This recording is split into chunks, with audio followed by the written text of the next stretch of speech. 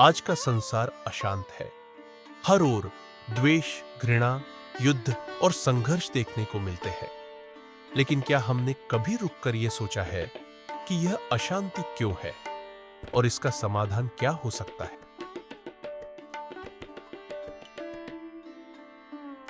दुनिया अराजकता की स्थिति में है। आज की दुनिया में किसी भी चीज से ज्यादा हमें शांति की आवश्यकता है। दुनिया पहले ही टुकड़ों में बंट चुकी है और दिन ब दिन और अधिक विभाजित होती जा रही है, क्योंकि लोग नफरत, गुस्से, बदले और जलन के साथ जी रहे हैं। इस समस्या का समाधान क्या है? हम विश्व शांति कैसे प्राप्त कर सकते हैं? यदि मनुष्य केवल अज्ञानता को दूर कर जीवन के सत्य को समझ ले, तो दुनिया में एक क्रांतिकारी परिवर्तन आ सकता है और 8 अरब लोग शांति से रह सकते हैं। यदि मनुष्य यह जान ले कि वह वास्तव में कौन है और पृथ्वी पर उसका वास्तविक उद्देश्य क्या है, तो वह अपने असली शत्रुओं भय, गुस्सा, नफरत, बदला और ईर्ष्या को जीतकर जीवन व्यतीत करेगा, बजाय इसके कि वह दूसरों से, विभिन्न धर्मों और राष्ट्रीयताओं के लोगों से लड़ाई करे। यह एक प्रयास है जिससे मनुष्य समझ सके कि बहुत समय बीत चुका है, बहुत खून बह चुका है, बहुत नफरत और बदले की भावना ने दुनिया पर राज किया है। अब समय आ गया है शांति का।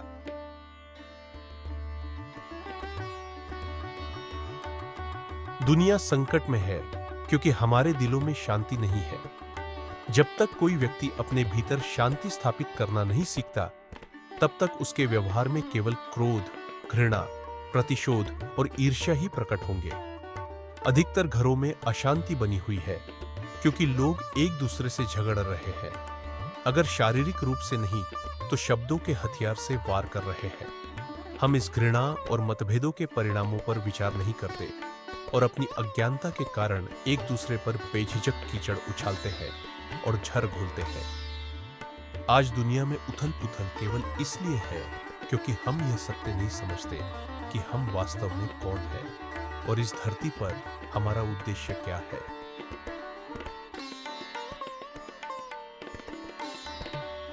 क्या चीज इंसान को दूसरों से लड़ने के लिए उकसाती है? कई कारण हैं जिनकी वजह से इंसान युद्ध के मैदान में उतरता है और अपनी शांति खो देता है। इतिहास यह दर्शाता है कि युद्ध का मूल कारण मनुष्य की जीतने की लालसा, अधिक धन संपत्ति पाने का लोभ और अधिक शक्तिशाली बनने की तीव्र इच्छा रही है। इसी लालच और महत्वाकांक्षा ने मनुष्य को दूसरों को मारने और नष्ट करने के लिए प्रेरित किया, ताकि वह दुनिया की संपत्ति को अपने अधिकार में ले सके। युद्ध इसलिए भी लड़े जाते हैं ताकि कोई अपनी जाति, धर्म या राष्ट्र की श्रेष्ठता साबित कर सके, या फिर विश्वास प्रणाली में अंतर होने के कारण।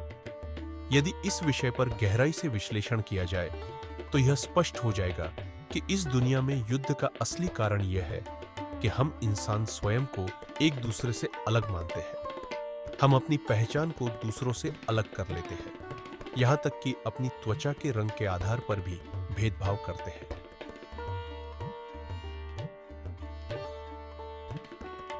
दुनिया से शांति छीनने वाली चीज क्या है? यह अज्ञानता है।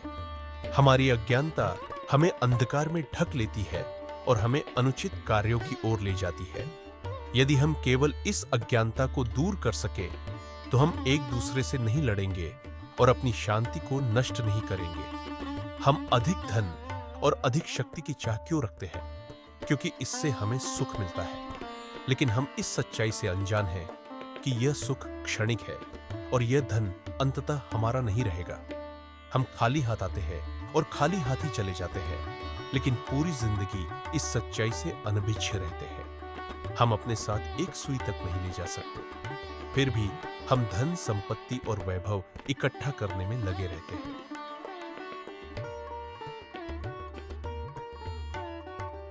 युद्ध के लिए कौन जिम्मेदार है? शांति का चोर, असली दोषी कौन है? यह हमारा अपना अहंकार है। हमारे भीतर एक भ्रमित अस्तित्व है जो बार बार मैं, मुझे, मेरा और मेरा अपना दोहराता रहता है। यही अहंकार सभी युद्धों को भड़काता है। यदि अहंकार न हो तो कोई युद्ध नहीं होगा, केवल शांति होगी। यदि हम इस दुनिया की उथल पुथल को समाप्त करना चाहते हैं, तो हमें अपने अहंकार से ऊपर उठना होगा। हमें इस सत्य को समझना होगा, मैं नहीं हूं। जो कोई इसे पहली बार पढ़ेगा वह अवश्य पूछेगा, तो फिर मैं कौन हूं? यही विश्व शांति के लिए सरल समाधान है। हमें यह एहसास करना होगा कि हम एक दूसरे से अलग नहीं हैं। हम सभी दिव्य आत्मा है, उस परम ऊर्जा का अंश है।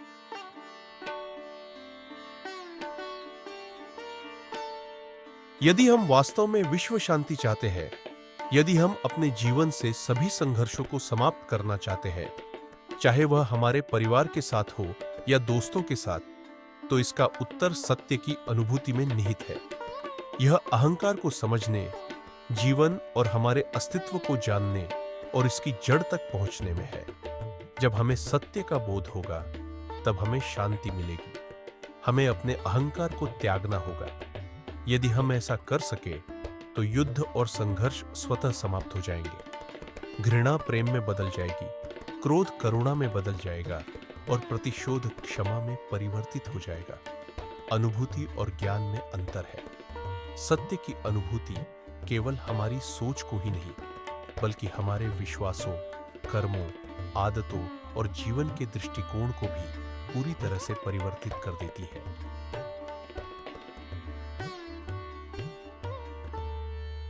सत्य की अनुभूति एक रहस्य है। इसे बहुत कम भाग्यशाली लोग ही जान पाते हैं। वे जो सत्य की खोज में निकलते हैं और एक आध्यात्मिक गुरु की सहायता लेते हैं। ज्ञान और अनुभूति में अंतर है। आप यह पुस्तक पढ़ सकते हैं या कोई भी धर्मशास्त्र और ग्रंथों का अध्ययन कर सकते हैं, लेकिन इससे अनुभूति की कोई गारंटी नहीं है। अनुभूति एक आंतरिक अंतर्ज्ञानी अनुभव है। यह तब घटित होती है जब हमारे भीतर का प्रकाश प्रज्वलित होता है और हम जिस अंधकार में घिरे हैं उसे दूर कर देता है। जब हमें यह समझ में आता है कि हम न तो यह शरीर है, न ही वह मन और अहंकार जो कहता है मैं, तभी हमें यह बोध होता है कि हम दिव्य आत्मा है।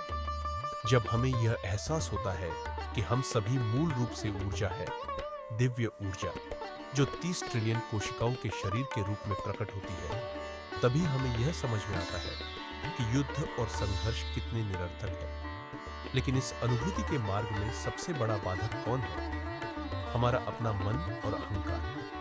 मी, माइंड और ईगो हमें इस सत्य को अनुभव करने से रोकने के लिए पूरी ताकत लगा देते हैं, क्योंकि जिस क्षण हमें सत्य की अनुभूति होती है, मन और अहंकार अस्तित्वहीन हो जाते हैं। हम मनुष्य एक शरीर, मन और हृदय के रूप में दिखाई देते हैं। लेकिन वैज्ञानिकों ने जब शरीर को गहराई से जांचा, तो उन्होंने पाया कि हमारे शरीर की हर कोशिका केवल ऊर्जा से बनी है। यही अनुभूति का रहस्य उजागर करता है। वास्तव में मैं कौन हूं?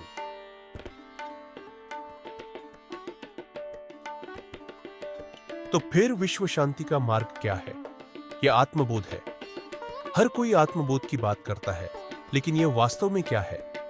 आत्मबोध का अर्थ है अपने भीतर का प्रकाश जलाना। हम मनुष्य बाहर से उज्जवल जीवन जीते हैं, लेकिन भीतर से हमारा जीवन अंधकार से भरा होता है। जब जीवन, सुख दुख, अर्थ और उद्देश्य की बात आती है, तो हम पूरी तरह अनभिज्ञ रहते हैं। हम बस जीते हैं और मर जाते हैं, बिना यह प्रश्न पूछे कि मैं कौन हूं और मैं यहां क्यों हूं। यही अज्ञानता हमें आपस में लड़ने के लिए मजबूर करती है।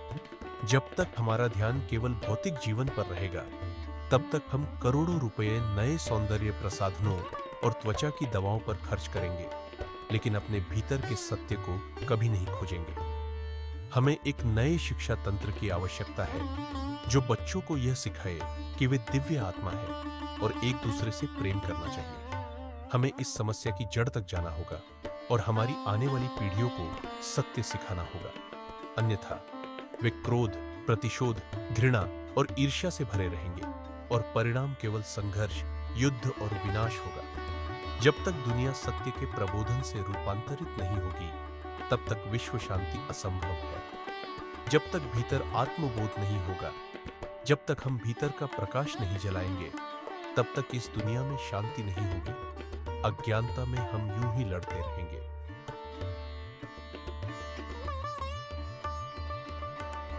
वह सत्य क्या है जिसे हमें अनुभव करना चाहिए? ऐसे कई सत्य हैं जिनकी अनुभूति हमें विश्व शांति प्राप्त करने में सहायता करेगी। मृत्यु अटल है, कोई भी इससे बच नहीं सकता। हम अपने जन्म या मृत्यु को नियंत्रित नहीं कर सकते। अंततः कुछ भी हमारा नहीं है। जिस शरीर को हम मैं समझते हैं वह अंततः नष्ट हो जाता है। मृत्यु के समय एक शक्ति शरीर को छोड़ देती है। सफलता ही परम सुख नहीं है। इस दुनिया के सभी धनवान लोग आवश्यक रूप से खुश नहीं होते। शांति ही आनंद का आधार है। जब हम इन सत्यों को वास्तव में अनुभव करेंगे तभी हम असली शांति पा सकते हैं, व्यक्तिगत रूप से भी और पूरे विश्व में भी।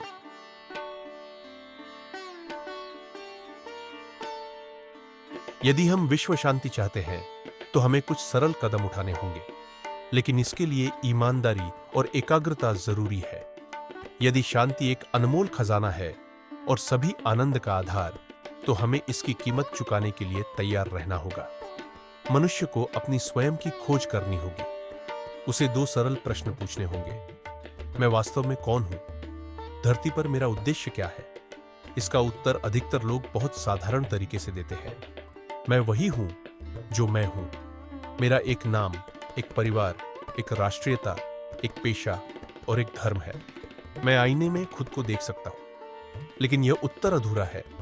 मनुष्य सोचता है कि वह अपने अस्तित्व को जानता है, लेकिन जो चेहरा आईने में दिखता है वह हर पल बदल रहा है। एक दिन यह शरीर मर जाएगा और लोग कहेंगे वह चला गया। तो वास्तव में कौन गया? न ही हम शरीर है और न ही हम मन है। वास्तव में मन का तो अस्तित्व ही नहीं है। तो फिर हम कौन हैं? हम दिव्य आत्मा है। जैसे हम यह नहीं जानते कि हम वास्तव में कौन हैं, वैसे ही हमें यह भी समझ नहीं आता कि हमारा इस धरती पर वास्तविक उद्देश्य क्या है। हम मानते हैं कि जीवन का लक्ष्य सुख प्राप्त करना है और जन्म से ही हम सुख की खोज में लगे रहते हैं। जैसे हम दुख से बचने का प्रयास करते हैं, लेकिन जीवन का असली उद्देश्य आत्म साक्षात्कार और ईश्वर साक्षात्कार है। विश्व शांति का सरल समाधान क्या है? हमें अपनी अज्ञानता को दूर करना होगा और सत्य की अनुभूति प्राप्त करनी होगी।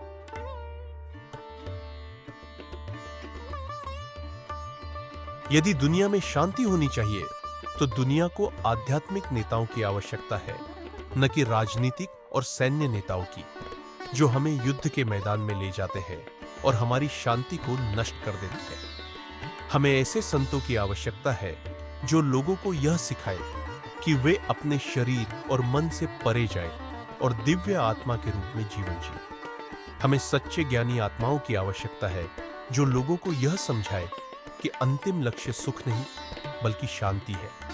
हमें ऐसे नेताओं की आवश्यकता है जो हमारे आत्मा का विकास करे, न कि केवल हमारे मन का। हमें ऐसे नेताओं की आवश्यकता है जो हमें आत्मज्ञान की यात्रा में मार्गदर्शन दे, जो हमें पीड़ा से मुक्त कर सके। हमें ऐसे नेताओं की आवश्यकता नहीं है जो हमारे जीवन में और अधिक तनाव और चिंता पैदा करे, हमें अपने धर्म के लिए दूसरों को मारने के लिए प्रेरित करे या अपने भौतिक व राजनीतिक एजेंडे के लिए दूसरों को नष्ट करे। हमें सच्चे आध्यात्मिक नेताओं की आवश्यकता है जो हमें भीतर की ओर ले जाए, शांति और स्थिरता की यात्रा पर। जब तक हमारे पास सैन्य नेता है जो हमें युद्ध की ओर ले जाते हैं और राजनीतिक नेता है जो केवल सत्ता हथियाने की सोचते हैं, तब तक हम एक ऐसे विश्व में पीड़ित रहेंगे जो संघर्षों से भरा हुआ है, जहां न तो सुख है और न ही शांति।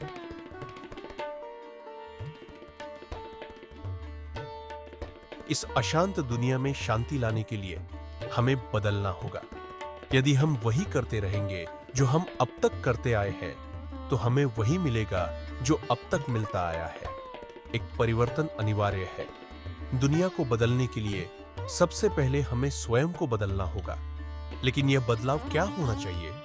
हमें अपने दृष्टिकोण को बदलना होगा। हमें सोचने के तरीके में आमूलचूल परिवर्तन लाना होगा। जब तक हम संघर्ष, युद्ध और लड़ाइयों को समाप्त करने के लिए पूरी तरह समर्पित नहीं होंगे, तब तक हमारा अहंकार हावी रहेगा। हमें दुनिया भर में नए बीज बोने होंगे ताकि नए फल उत्पन्न हो सके। शांति और प्रेम के फल दया और समझ के फल, क्षमा और करुणा के फल। आज के समय में ये गुण दुर्लभ होते जा रहे हैं।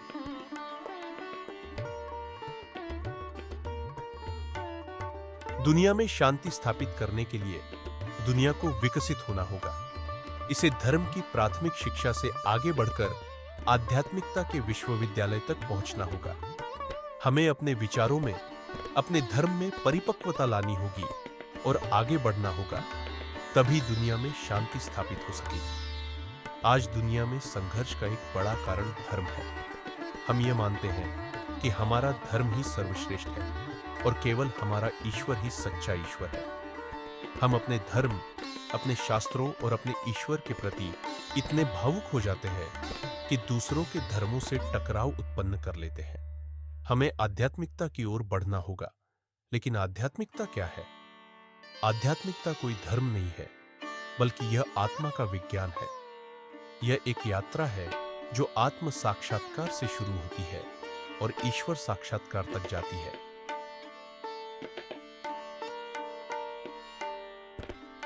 युद्ध का अंत हो सकता है और पृथ्वी पर जीवन, शांति और स्थिरता की एक सहज यात्रा बन सकता है। जब मानव सत्य को पहचान लेगा तो हम एक दूसरे को मारना बंद कर देंगे और एक दूसरे की मानसिक शांति छीनना छोड़ देंगे। जब हमें यह एहसास होगा कि यह धरती मात्र एक मंच है और इस पर घटित होने वाला जीवन केवल एक नाटक है, तब शांति स्थापित होगी। जब हम समझेंगे कि हम केवल अभिनेता हैं जो आते हैं और चले जाते हैं और वास्तव में कुछ भी हमारा नहीं है, तब शांति होगी। जब हम जान लेंगे कि हम न तो ये शरीर है, न ये मन, बल्कि हम एक दिव्य आत्मा है, तब सच्ची शांति स्थापित होगी।